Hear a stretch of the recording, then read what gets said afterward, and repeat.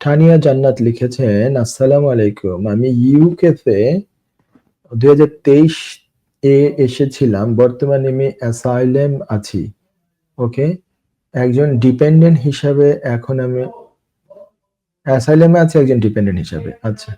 এখন আমার প্রশ্ন হচ্ছে, এখন যদি আমাদের ডিভোর্স হয় তাহলে কি আমি অ্যাসাইলামে বাদ পড়ে যাব?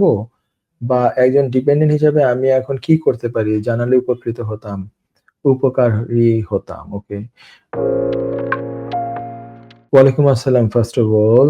এখানে হচ্ছে যে অ্যাসাইলাম ক্লেম থেকে এখন আপনার যদি সেপারেট ক্লেম থাকে, হ্যাঁ?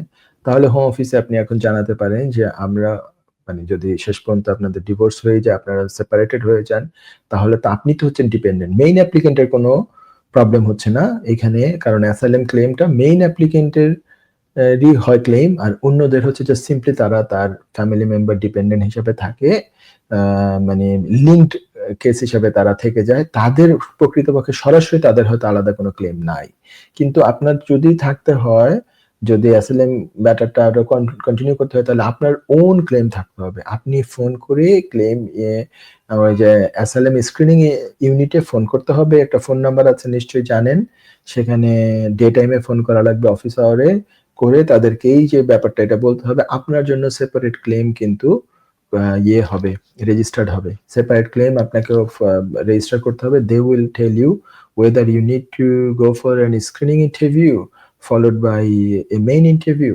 So they will tell you. So আপনার সেপারেট ক্লেম যদি না হয়, উনি যদি এখন আপনার হাজবেন্ড যিনি আছেন বা ছিলেন, উনি যদি এখন অ্যাসাইলাম ইউনিটকে উনি বলে দেন যে আমরা তো ডিভোর্স হয়ে যাচ্ছি বা ডিভোর্স হয়ে গিয়েছে এবং আমি নো লঙ্গার তাকে স্পন্সর করি এবং সে আমার আর ডিপেন্ডেন্ট না, তাহলে তো আপনার ডিপেন্ডেন্ট হিসেবে যে আপনি একজন অ্যাসাইলাম সিকারের সাথে আছেন, তার ক্লেমের মধ্যে একটা পার্ট হিসাবে আছেন, সেই পার্ট হিসাবে আর আপনার থাকা হচ্ছে না, আপনি ঝরে পড়ে যাচ্ছেন।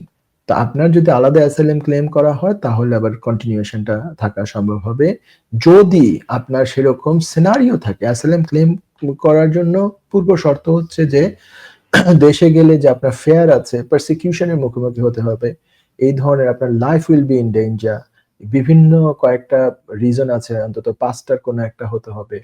সো আপনার কোনো একটাতে মিট করতে হবে, কোনো একটাতে বেসিক কিছু অন্তত এলিমেন্টস থাকতে হবে আপনার ব্যাকগ্রাউন্ডে, যেটার বেসিসে আপনি অ্যাসাইলাম ক্লেম করছেন। এগুলো কোনো একটা হতে পারে পলিটিক্যাল, হতে পারে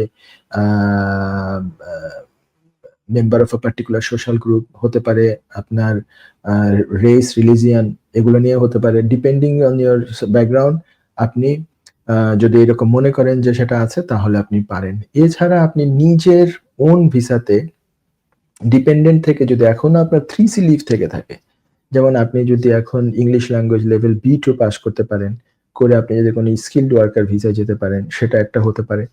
অথবা আপনাদের ডিভোর্স হয়ে যাওয়ার পরে এর পরপর যদি ইমিডিয়েটলি বিয়ে করে আপনার যদি অ্যাসাইলাম ক্লেমটা মানে আপনার ক্লেমটা, আপনার পার্টটা যদি রিজেক্টেড হওয়ার আগেই আপনি অন্য কারো, এমন কোনো আরেকজনের সাথে আপনার বিয়ে হয় যিনি আপনাকে আবার স্পন্সর করতে পারবেন দ্বিতীয় বিয়ে যদি হয়, সেটাও একটা হতে পারে। এই ধরনের কয়েকটা অপশনস হতে পারে।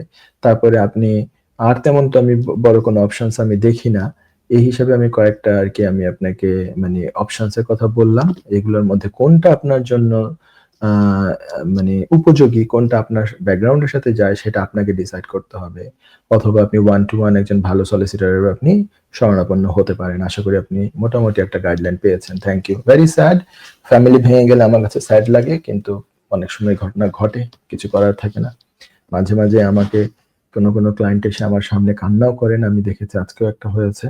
I felt very sad, এবং এখানে যখন বাচ্চারা থাকে তখন আমার কাছে আরো বেশি খারাপ লাগে, বাট দ্যাটস দ্য রিয়ালিটি। এবং স্যাড ফিল করা ছাড়া এবং যাই আছে আমার সামনে যেই ইনফরমেশন দেওয়া হয়, যে কেস নিয়ে আসা হয়, সেটার পরবর্তী পদক্ষেপ আইনগতভাবে কিভাবে নেওয়া যায় সেটার চেষ্টা করা ছাড়া আর এক্সট্রা কিছু করণীয় থাকে না তখন আর।